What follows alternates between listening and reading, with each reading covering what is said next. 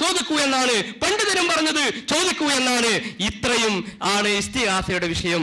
അതുകൊണ്ട് തന്നെ ഈ വിഷയത്തിൽ ഇവിടെ വളരെ സുഖകരമായ രൂപത്തിൽ, സുന്ദരമായ രൂപത്തിൽ നമ്മൾ കാര്യങ്ങൾ അവതരിപ്പിച്ചു. നമ്മുടെ ചോദ്യത്തിന് ഉണ്ട് എന്നോ ഇല്ല എന്നോ പറയാൻ പറ്റാത്ത രൂപത്തിൽ പരുങ്ങുന്ന ഒരവസ്ഥ നമ്മൾ കണ്ടു. രണ്ടാമത്തെ ചോദ്യം ഏതായാലും സംഭവിച്ചു. അല്ലാഹുവിന്റെ റസൂൽ അങ്ങനെ പറഞ്ഞിട്ടില്ല. പിന്നെ ഖുർആനിലുണ്ട്. ഖുർആനിൽ എന്താ ഉള്ളത്? ലാ തദഉ അല്ലാഹി അഹദ എന്ന് പറഞ്ഞാൽ വഫാത്തായ നബിയോട് ഇസ്തിഗാസ ചെയ്യൽ ശിർക്കാണ് എന്നാണോ? അങ്ങനെ ഇല്ല. അള്ളാഹുവിന്റെ കൂടെ ആരോടും ദുആ ചെയ്യരുത്. എന്താണ് ദുആ?